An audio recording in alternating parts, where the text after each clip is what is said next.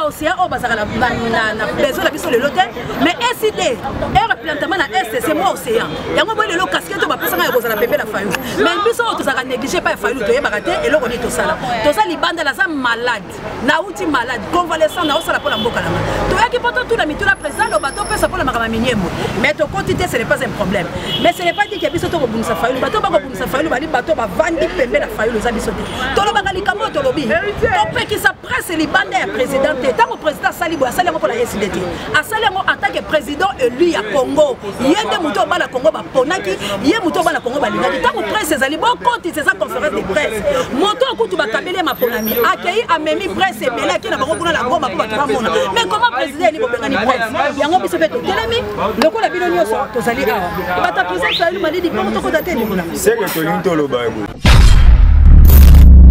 tokolo bapela ndeko so mama Tatiana Osango oya Reako o penza lelo e ko bendana pona mama saki mo émission na honorable Mike Mukebai kasi lelo pe mama o azaki mingi pe na ngambo la muka azali penda la bienvenue suna kati la muka te otobera bakuya obino moko boyebi kasi lelo yo biso ba o peut-être zaki ba parmi ba journalistes to accompagner ba na combat lelo makambo komi to koma lelo to kokota te omoni na ebité so pona coupage soki pona ni biso to ye awa juste kozo information kende ba wali ba kotina mboka foli ka moto lo ba ko to fata sa boni ba ko ko na riba ko ni ka ba journaliste eza malamu te comportement au faux botika eza kitoko te la muka tendance ba journaliste ba ngo ba ngopona ko ba sela ba musala biso to tika musala eza la muka même de information na RDC biso to tika musala d'ailleurs to lire na mbonga la muka te to tika so eza la muka to pesa information Congo ya sike ko sala wana okoya ko tolo océan ko kuta la porte na Congo ponga mutu na sokufungola Congo penga mutu na kokota batu la Congo to ko tala bino soki bokota po bilongi na bino yebana alobi siko ka pona ko ya conférence de presse ba boya c'est la présidence c'est la kata e bereta ba poste boya ayi de présidence la badane la kota so pesa batu mangoko to akoti mais daniela saki na goma na moni batu ba critiquer azaki na goma na ba kubera koti na conférence ya président ah oui mais yo ya na assemblée nationale la voix dit la muka mais c'est derrière ça la voix azala sima Jeannette azala sima Robert azala sima Minyembo était comme yazala kati et c'est les Congolais mais ngai on a bundé la Minyembo boso boya na koya c'est ça tout le complexe il faut ngabana ya la jeep pour accompagner matin pour en 2023 est-ce 2023 les très on a revoté la 2023 bon comment ça sorti mais on a la diba ngote la nouvelle on a boso 18 mois on a accompagné sous Félix ça président la Kabila la tika ba passe pas déposer il y a 13 parlementaires il y a Bemba la Zoboya bon on a que c'est lui qui fait la paix, prépare la guerre. Comment est-ce qu'il est? Donc s'asseoir et se sauter. Donc vendre kati wa bien sûr la mukaki. Tout ça la langage là na soir. Au soir on article ni pas tant ba kene ko cha minyembo. Na lobby ya conflit. Soki ba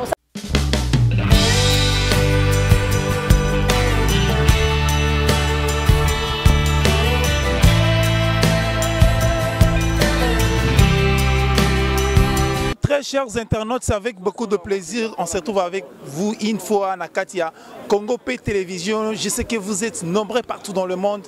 Bozola Nabiso, Bola Zara Nabiso, Po, Tozaba Namisala Nabino, Topesa Rabino, Basango, Bamakambo, Oye Bongo Mingi Nakatia, République démocratique du Congo. Boye Bingabion, on m'appelle Lewis Kassonga, petit frère à ses grands frères. Donc on a Pessi Moté na ba Congolais nous sommes déjà branchés connectés na Congo P Télévision. Awatoya ki bongo na conférence de presse moi na mboka Martin Fayulu organisé qui mais chose grave tokomi boye na porte ba bloquer biso tokotate.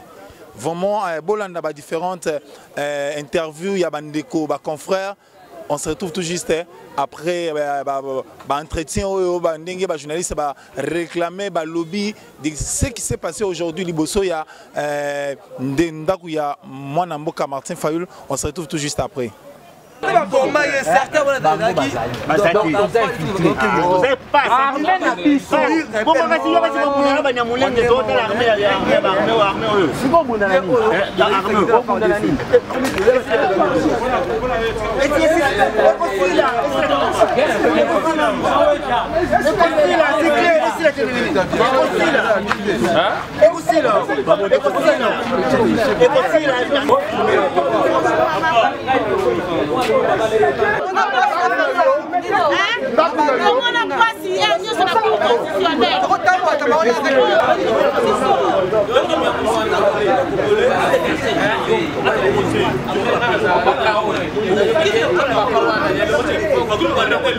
Est-ce que révolutionnaire partout?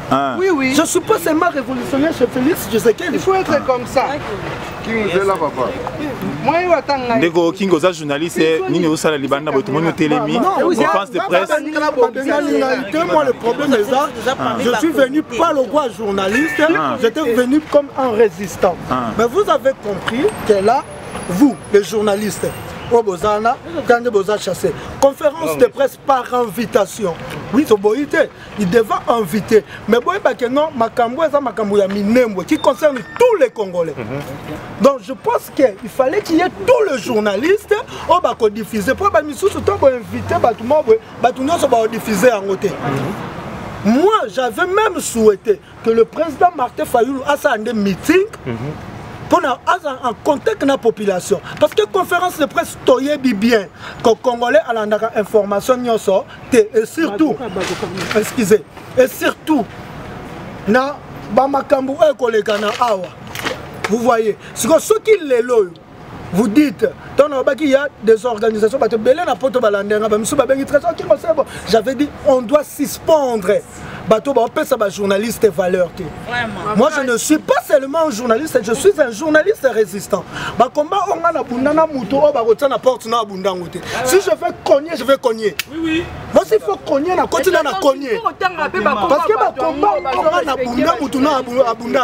il paraît Maman Chantal chargée à communication de la jeunesse. Mais si Maman Chantal a journaliste, mais un journaliste, parce que bino journaliste, qu'est-ce que vous devez faire? Vous les journalistes pour vous en respecter. Dans zone Sabino Lissunasima, dans une assemblée provinciale, jour à Makambo Gentini Ngobila, Nazaka, au Gentini comme gouverneur. Bon, mon agato, kangi ba journaliste, ni to salara. To tellement que les posons ba tubaza pouvoir, ba to ba diriger mboka, to bi caméra ko kendete mutu ba ko kendete. Et basala ki nini, bayoka qui ba respecter ba journaliste. Aujourd'hui, vous les journalistes Bokabwani, et comme ba journaliste pro-nagno, ba journaliste pro-nagno, contre déontologie journalistique. Les gens ne savent plus traiter. Mais nous avons cette liberté d'expression, l'article 23. Et si Basali a un Trésor King, qu'on a un journaliste surtout parce que Trésor King, l'autre fois, qu'est-ce que Trésor King demandait? On ne pourrait pas laisser les journalistes ici jusqu'à 22h01 sans que le journaliste au moins base au transport. Trésor King n'était pas venu demander le transport des gens. C'était défendre le Congolais. Parce que même les journalistes sont des Congolais. Les Trésor, les journalistes, à moi, si il y a Tatiana. Baza ko bato la muka ba ko koma be na ba réseaux sociaux pour asala ki émission nan de Mike Mukebai. Message ni au Mike Mukebai, nous on était, mais quand tu me cites Tatiana, même Tatiana il est là. Elle est là plutôt. Soka bimi est en façon ou abimeli, s'il vous plaît. Donc tant que tu benga ki batutu basangana, ba misu ba bise babo ko kutana président Martin Fayulu na ndenga kusu. Après bo komi na ba réseaux sociaux, Martin Fayulu a kutana ba journaliste. Mais boyo ba ki se sous ba résistant. Na bité ba journaliste résistant au bazarandeni. Mais il y a le président Martin Fayulu, les trois journalistes, Tatana Osango, Joël Kombe, Maman Oseya, après avoir revendication au Trésor King à Salaki.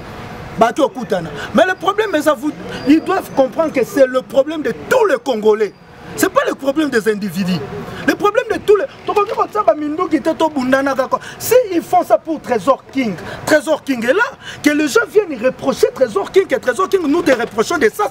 Et nous avons maltraité des journalistes. Tout ça, là, Maman Chantal, il n'a pas embargo. Mais c'est à vous, des journalistes, quand on a pris décision, les gens étaient contre. Bazobe sali réputation et président élu. Je ne pense pas que le président Martin Fayulu Moutabi, si Babo est journaliste, Moussoubo Kalibanda. Je ne pense pas. Mais si le roi a une réputation, tout un président, il faut que Makambo Sanini ait réglé comme il faut.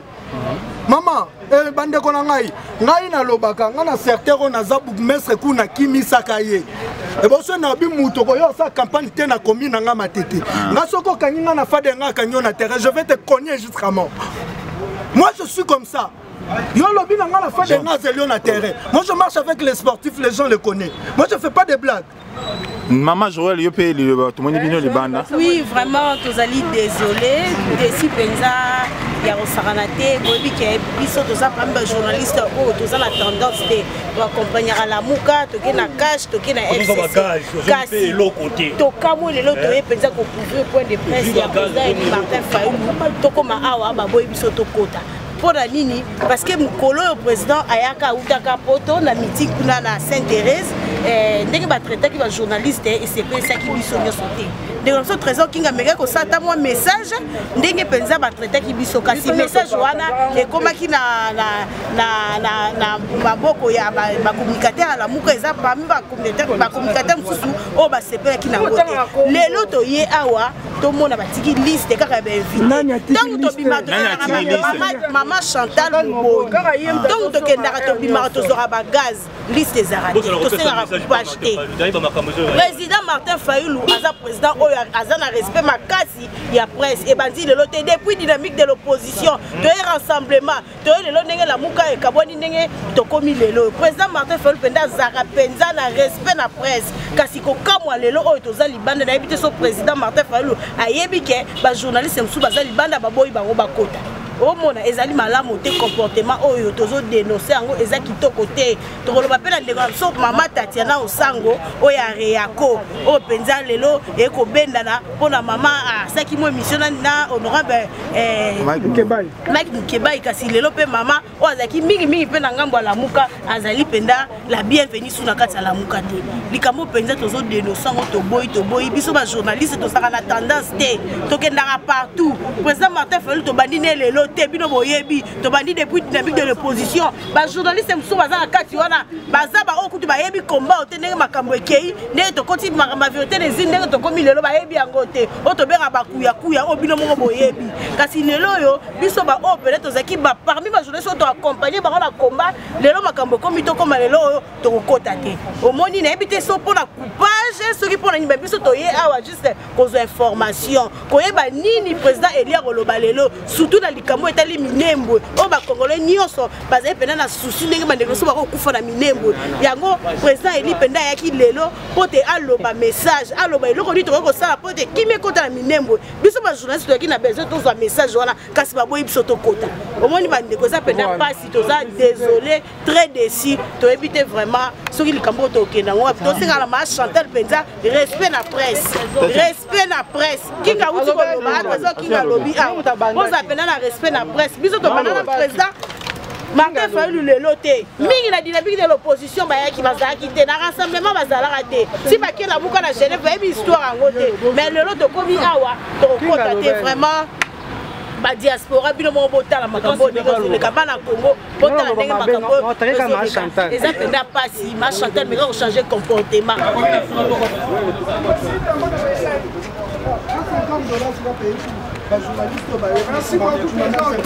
Oh, Trésor King. Toko tate.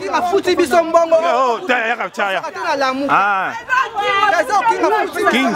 Simba pesa ya jago simba. King asali. Ikambo ndo so King asali là. Côté journaliste.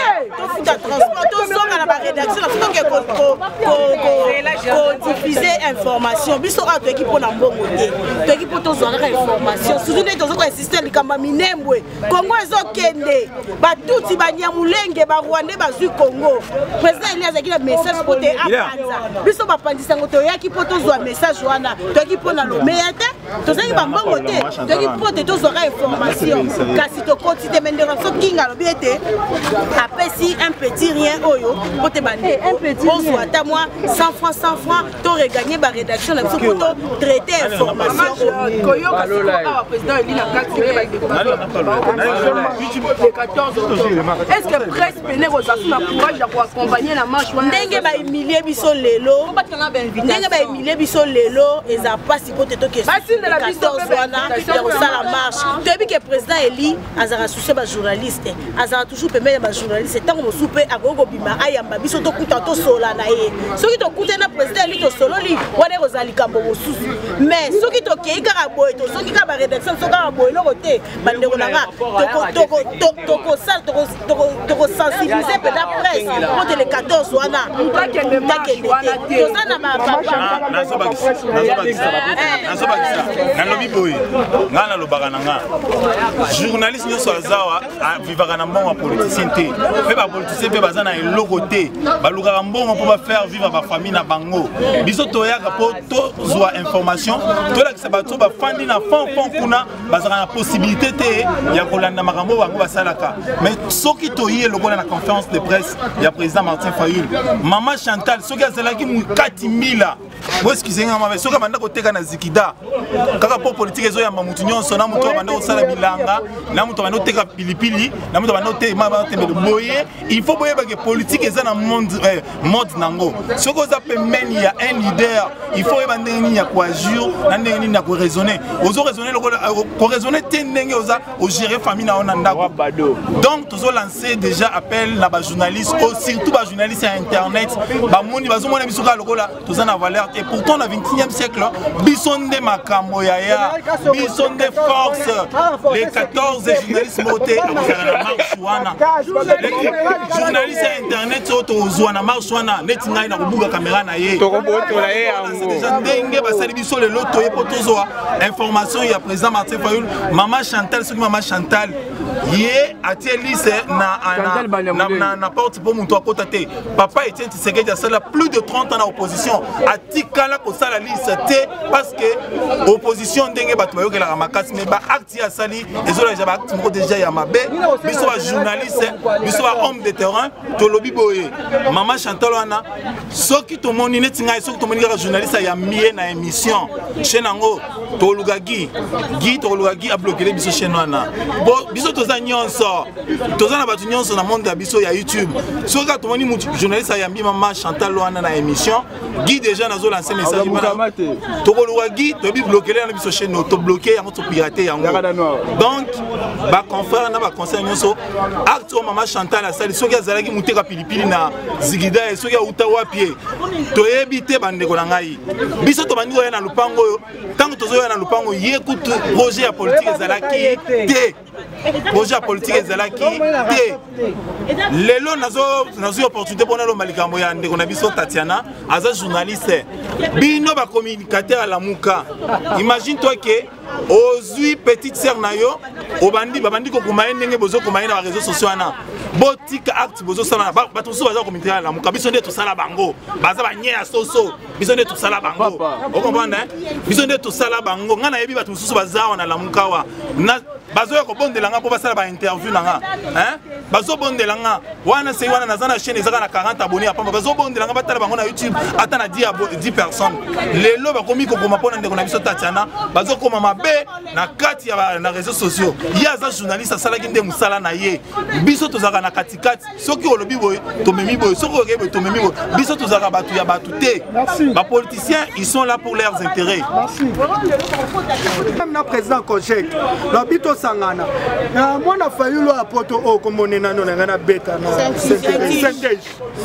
Saint-Tiche va m'envoyer des messages qui a fini papa biso biki takenda poto so la ndanga pona mona so ayeki na lukanga tango oli mbala na poto biso to bunda a to so ba classe biso to bunda na ba papa bino donc so bongi to kanga bino na aéroport bo fanda kuna na poto bokotaka ba makambo ba mutuna makolo te ndeko trésor chose grave maman Chantal azana parole moko loba jour to utana bino na koyamba président aloba parole moko très bêtiseur excusez-moi avec l'ending d'employé français wana alobi boye na kopesa bino mbongo transporter ba image déjà na réseaux sociaux panzani déjà azoloba déjà na parole mo très ridicule pour na ridiculiser musala to salaka yeso ki abali soki mwana na ya akotika la komona biso te biso to za ba jasa to lema ba fête to kota ba fête ya ba ndenge nyonso mais lorsqu'il s'agit pour na mboka na biso to yé c'est pas normal ba chaîne oyo bingo monike ba bundana comme président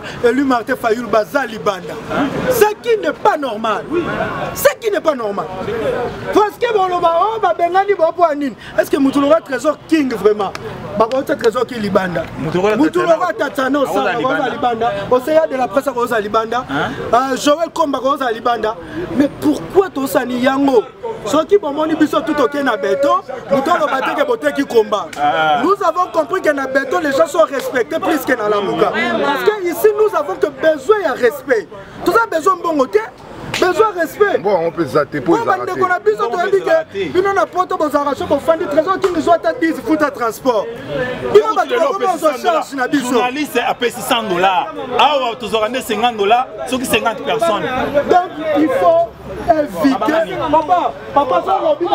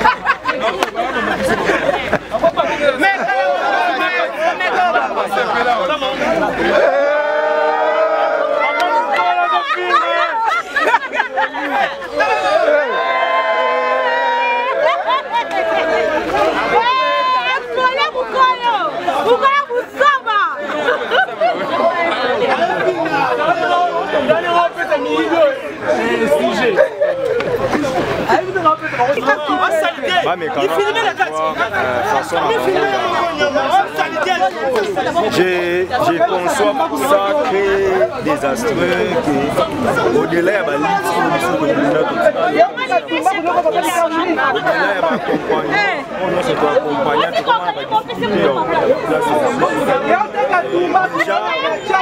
l'invité des gens pose problème, mais aussi lui leur refuser aussi l'information.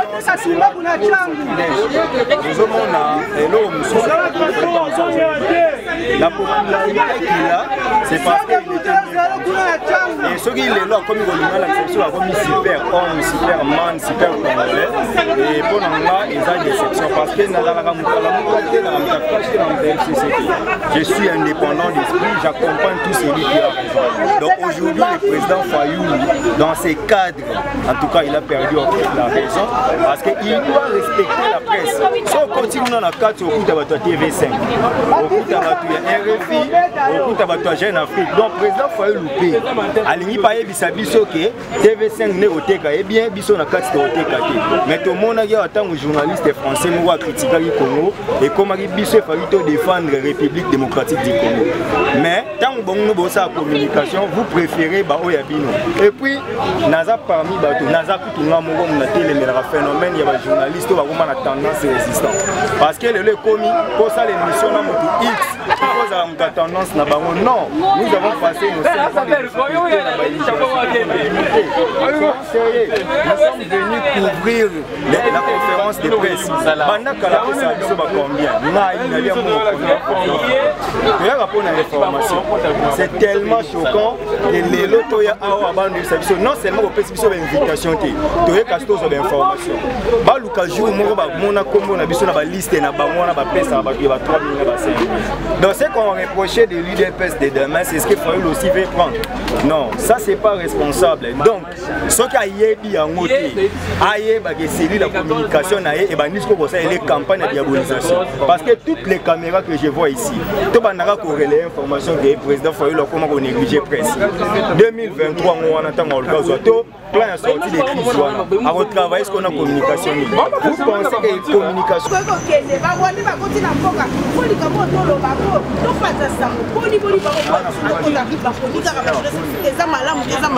comportement au fobotika la muka tendance ba journaliste ba bango ba ndopona po bango ba sela bango musala biso to tika musala ezaka la muka même des informations na RDC biso to tika musala d'ailleurs to lire na mbonga la muka te to tika c'est ezaka la muka to pe cette information biso ba océan o bazaka na besoin la biso le lotel mais SID replantement na STC moi océan yango boy lelo casquette ba pesa nga kozala pembe la fayu mais biso to zaka négliger pas fayu to yeba raté et loko ni to sala libanda la za malade na uti malade convalescent na osala pour la mboka langa to yaki poto tout la mitu la président le bateau pesa pour la makama minyembo mais to quantité ce n'est pas un problème mais ce n'est pas dit que biso to ko bunisa fayu bateau ba ko bunisa fayu ba li bateau ba vandi pembe la fayu za biso to lo banga likamo to lobi to pe ki sa presse libanda ya président tant président salibo asali ngo pour la SDT asali ngo en tant que président élu ya Congo yende muto bala Congo ba ponaki ye muto bala Congo ba lingaki tant presse ezali bon compte c'est ça conférence de presse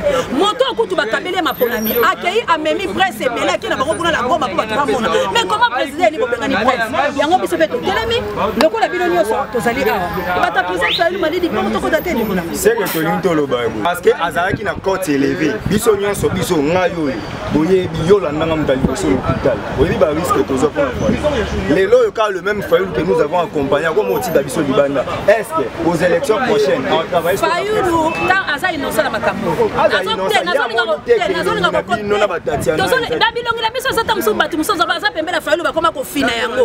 est-ce que faut Fayoulou ayebake maman c'est na moni ete ndenge nini yako mona kaka maman c'est tam solo ko balabaka zobela mais ça na batu moko ba fini biso lo kwasi ko ba fini biso il faut de tout na kabatu wana ce n'est pas un problème il faut que ça kabatu wana ke ko ça la pembe la Fayoulou c'est pas dit que yondo to ça la Fayoulou to ba bundaka pona yeto yebani mais ça ma mingi pona nini boza ko kitisa nde code ya président parce que les à côté boye eza mawa ke bakutaka ba océan na makaba Fayoulou océan zate mais lobi parce que point ni discrimination parce que journaliste et ça journaliste mutafuté la mutu classe azati na mutu asala journalisme mais celui déjà ton ndima une corporation pourquoi beaucoup pimela mutu ayo ko luka information ba pesa na biso na ba mongo ba pesa invitation les lois ne pas payer invitation. Mais la marche pas payer invitation. Na koya na aéroport à Chine pas payer invitation. Bon c'est quoi le kolanga na le rapport biso monde ba journaliste ba tolinga. Te na moni bo copier ba conférence ba yo pesa. Te na lobby et loko ngala mona ka passe ezali po biso ba journaliste le tolinga loko ba sala biso. Parce que ça on va saboter le lobby la temps to passe la biso information na ngote to lobby makambo so c'est ça ni to mankaka. Ongala za la chance pour na analyste politique. Na cause information na diffuser ngamo ko la télé ça ko bien inviter ça ko yamba mutu. C'est ça grâce na. Mais na tala maka bien par rapport à invité. Et puis ndenge pe batu bayebinga pour l'invité. Te bayebinga ka mobundele ko le Congo.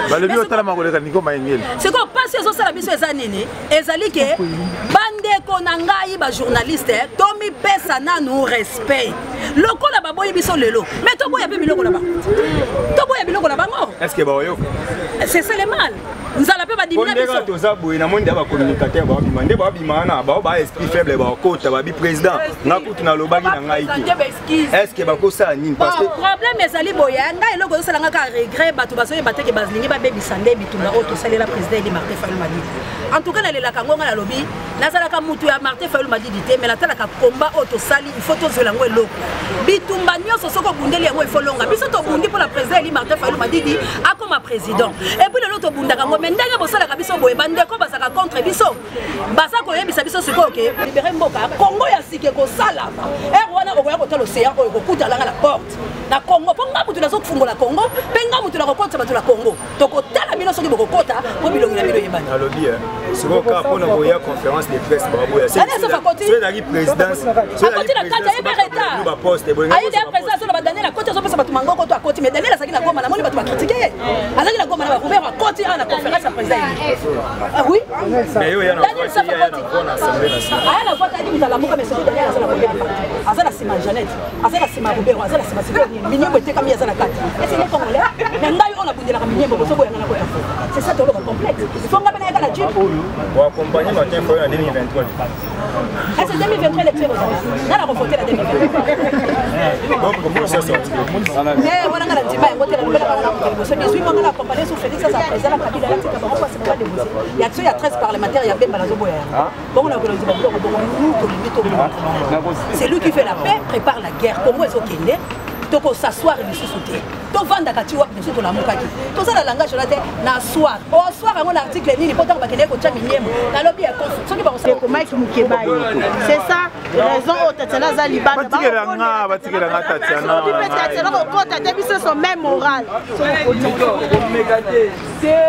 Boya les apôtres intérêt. To ko signaler to cinéma strike. Na Palou. Amongo Un bon à rêver.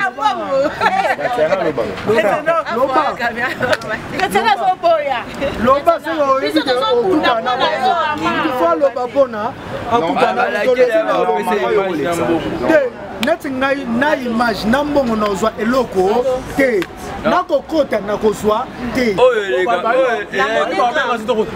epi ba oba lecture image na ba oba lecture o ndela na mapena ndabo da ko de ah elali mais ozana ça na biro kuna ti bando kota bino fa yunda sisa za likolo kuna on a posta ndo yo ndeko balu boza ba matière ya solo bon hein et na kamwe lelo biso nde tomi ba amateur bon na 2018 on a ozonga na kuna ba 2000 soki combien te to songa na 2018 Martin Fayulu candidat commun ba amateur oyo ba accompagner ga Martin Fayulu auti poto aye Kinshasa ka biso na ba risque na biso na ki amateur na biso to genda ko yambai. On a dit dénoncer, j'ai salami à Genève, batu balongwe. Martin Fayulu mon raté que toi ba amateur. Aussi les si on a été, toyé na belle élection. Machine à voter, n'y a ce Martin Fayulu mon avis sauté ba amateur. Toké na belle élection, Martin Fayulu a gagné.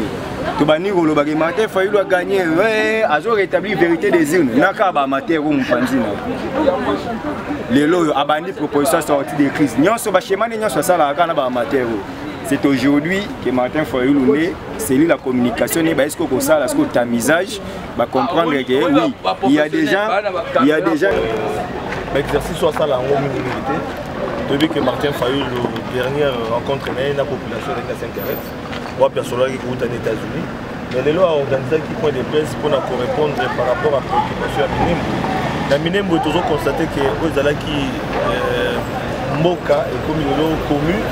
Et ils ont déjà un schéma de balkanisation et c'est là qui à la population pour la population va été Minembo ils allaient un schéma oyo depuis bisonyo sokeno balkanisation tout ça les mains mboka n'est qui alors to mettre qui ma solo autour il y a question d'elle ba Yamulenge oh le l'autre comment combien Yamulenge na karate ba Yamulenge c'est vrai que bazali mais bazali ba oyo bazala qui na identité on a été azonga la qui peut les sous du kamotali élection parce que ils allaient que tout na la préoccupation na et pas ya mona mboka Martin Fayulu pour rappeler que tout le monde irait pour politicien bazali ko distraire biso Minembo c'est une affaire aux Salema mais toyebi qui est tout commis déjà en octobre dans 2 mois pour déjà en 2021 et puis l'élection en 2023 les camarades recensement tous eux batté on y passe au recensement que ça a plus de 3 ans les autres élections que ça a été ils avaient préoccupation dans pour mon amour Martin Fayulu et puis ceux qui vont tout le na carte pour moi qui Martin Fayulu en tout cas résumé na nyonso azonga ba préoccupation et bon comment on a ba journaliste monsieur libanda ko za la mécontent que le bateau va cotiser ba voter pour ba traiter bango na ba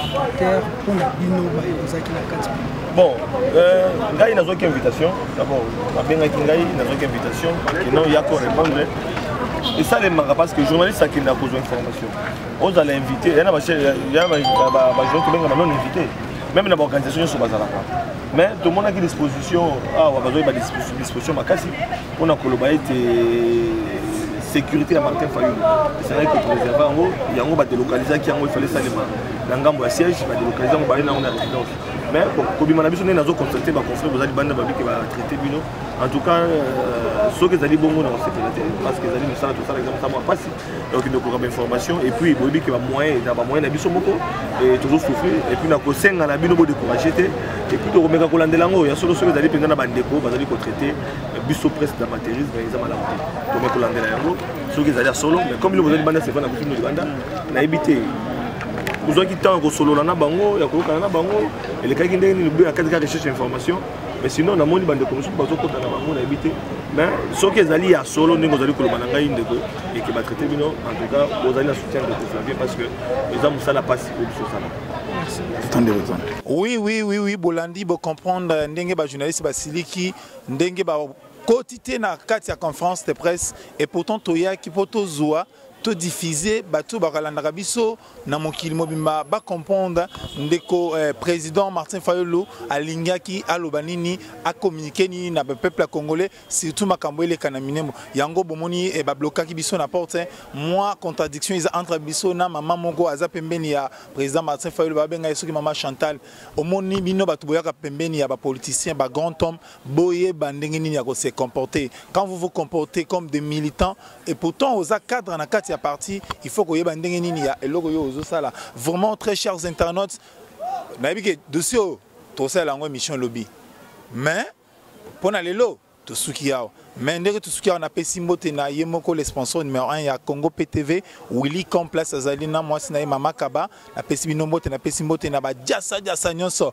politique ezongi elengi musique ekwea donc ndezana bozala l'écoute ya Congo P Télévision masolo ya sika hein bino ba jasa nyonso bozala branché connecté na Congo P Télévision bozala jamais déçu ngai soki nzambe azongi te nazaka na système marto na ko beta système makasi na politicien ya moyibi na politicien azo buka kesa l'état hein makamba bongo nde tozo boya moyibi nde toboyi on se trouve dans la prochaine occasion merci.